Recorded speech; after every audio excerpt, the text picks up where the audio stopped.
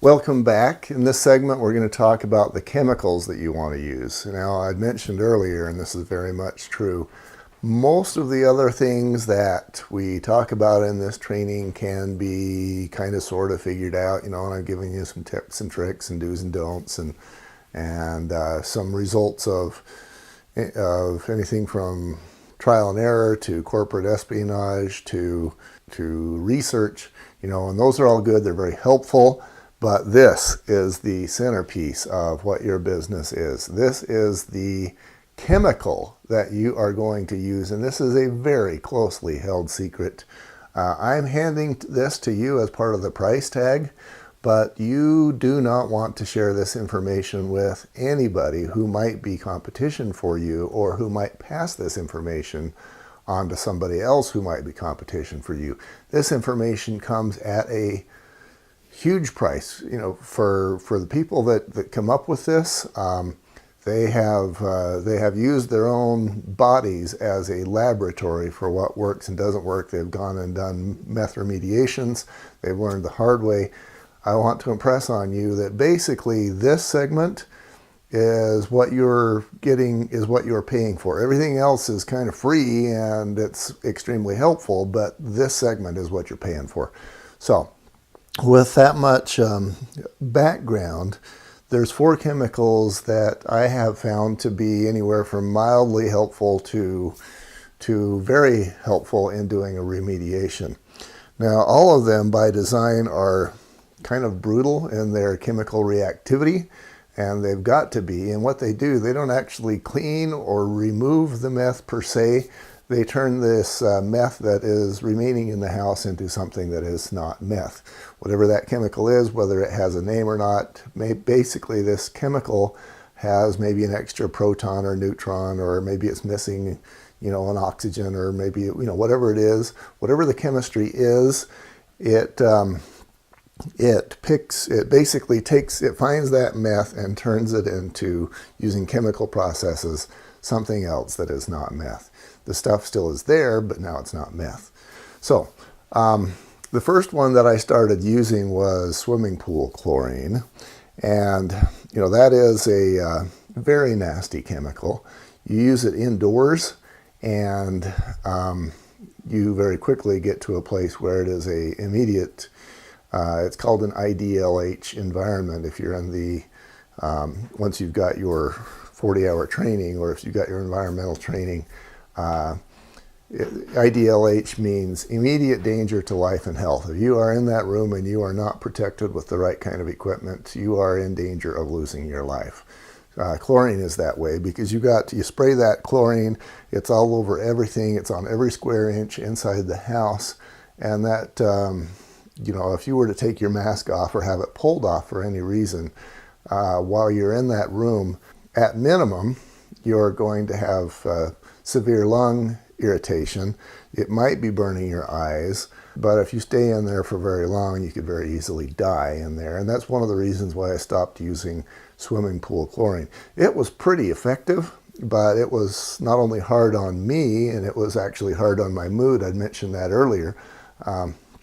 When I was spraying chlorine, regardless of how well protected I thought I was, it affected my mood. My wife says it made me grumpy for a few days after each time that I had sprayed that stuff.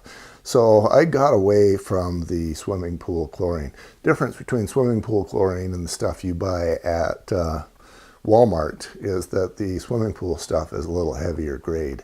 It's not something that I'm going to suggest you use because, in addition to being hard on the body, it's actually going to be very corrosive, and anything that is metal is going to be badly damaged. That includes like metal fireplaces that might stay, if those are considered to be smooth and easily cleanable by whatever county person. You've got your furnace that has to be treated very carefully with this stuff, and sometimes the furnace gets badly abused by the chlorine. You've got your stove and oven and your dishwasher, etc., the washer and dryer, and you can decontaminate those, but sometimes you can leave them in bad enough shape that now after the decontamination you got to throw them away anyway. Yeah, the swimming pool chlorine didn't turn out to be a very good option. Next up, I tried a Quaternary ammonia. And that is used, it's much less hard on the body. It's used in restaurants as a cleaner, chemically very reactive. And, you know, as you're spraying that stuff in there, it works, but not that well. And the problem with it is when you walk away from the home and leave it to marinate for a few days, it doesn't entirely evaporate. It's going to leave a filmy, sticky surface, especially on your maybe your linoleum floors or tile floors. It's going to leave that stickiness on your cabinets and countertops and the tub, and basically any horizontal surface you're going to have sticky. And then it's going to be hard on the vertical wood surfaces like the cabinet doors. It's going to leave those sticky, and that becomes a problem because nobody wants to have a sticky cabinet. And then you got to start thinking about whether I refinish this cabinet or replace it, or, you know, it just becomes a problem. And it doesn't work that well. You know, it's not as hazardous as the swimming pool chlorine, but it doesn't work that well. It takes more treatments, and it can be frustrating. So I moved away from that one. If somebody suggests that you use Quaternary ammonia, thank them, and no. You know, they might think they know what they're doing. There are a number of meth remediators that that are still using Quaternary ammonia.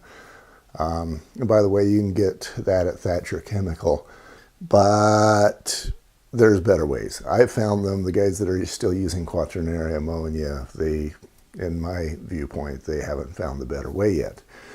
So I stopped using that. Nobody wants to get a house back that is gooey. Even if it is decontaminated, it's gooey. So the next thing I did is I went and got a hydrogen peroxide. And in the concentration that I got it at, that stuff is brutal. You know, it's not necessarily going to kill you like the chlorine is, but if you get the smallest amount of concentrated peroxide, hydrogen peroxide, on your skin or on your face or whatever, it is going to sting like you got stabbed. One of the stories I have is, you know, I went to the House of Hose, like I'd mentioned, to change my spray head from the big long 30-inch one down to a little gun like they had, and I had a barely visible dot of this peroxide that had somehow splashed out while I was going down the road. Not quite sure how that happened, but he leaned on the side of the truck and he got a little bit on his arm and he jumped and he goes, "What do you have here?" And at that point, he wasn't even sure whether he wanted to do any work for me as far as changing the spray heads. He was very much afraid of the chemicals in me, and justifiably so, because, you know, he was a very macho guy. I'm a wimp, but I've tested it before and it's painful. And it will actually burn your skin, turn it white. And you wonder for a while if you're about to dissolve, and you don't, but it hurts for quite a while. And especially the first time that it happens, you wonder, you know, how bad it's going to be. And then, of course, you wonder what the side effects, the longer term effects are. Now that you've got this big white burn spot on your skin, that goes away after a few hours. But you wonder how much of that went into your system, into your bloodstream, and what it might be causing. In addition, the peroxide, you spray that on a wall, and it goes through the paint, especially if the paint is newer, and in many cases you can't figure out why it does what it does. But sometimes it will cause, well, nearly every time, it will cause blistering, where it's going to go through the paint, react with whatever, hopefully the meth, and then it tries to off-gas, and the off-gassing can't go back through the paint. So it's going to cause all these blisters. Sometimes they're called chicken pox, sometimes they're called measles, but sometimes those paint blisters are 3 inches in diameter, and sometimes they're less, all the way down to maybe a 1/4 inch. But there's hundreds or thousands of those things.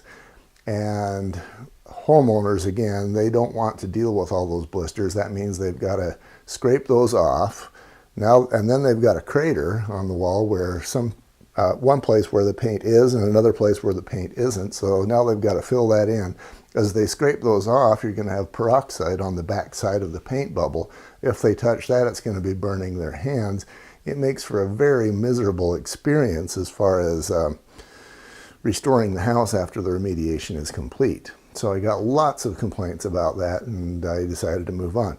The thing that I use now, the chemical that I use now is called chlorofoam. And like I say, this is not a secret or this is not information you want to pass on to anybody other than perhaps an employee or a partner in your company. This is a highly, tightly held secret that is gained at great cost from experience and health effects. So hold that one extremely close to your chest. Chlorofoam, it can be obtained at Thatcher Chemical as well. Nice stuff about it. You can be in the room where it's being sprayed and you still want to be wearing breathing protection. But if something goes wrong and you suck in some of that stuff, it's not going to be deadly. It might be unpleasant, but it's not going to be deadly. As far as you're concerned, you should probably treat it as if it were deadly and protect yourself, because you're just better off protecting yourself, but it's not nearly as deadly. In addition, it doesn't cause the corrosion that you get from the swimming pool chlorine. Even though it is a chlorine-based material, the foam actually kind of brings dirt up, and then with the dirt off the floor, it can be treated easier. So it's more effective at doing the decontamination, and it doesn't blister the walls, and it's less expensive. So there's a lot of advantage to using this chlorofoam. And again, that can be found at Thatcher Chemical. Depending on what state you're in, you might need to actually order it and have it shipped to you. I go with a concentration mixture of about 5 gallons of chlorofoam into a 25-gallon pesticide tank, and that mixture seems to do the job fairly well. If that's just what we come up with. If you want to try using 6 or 7 or 8 gallons in a 25-gallon container, that's entirely up to you. I haven't done that. I've found that 4 to 5 is adequate. If you're running into a home where maybe you're starting with a higher concentration of meth, you might actually want to bump that ratio up a little bit, but that's entirely up to you. There's a lot of science and, like I say, guesswork and trial and error associated with doing this whole procedure. Those are the chemicals that I have used.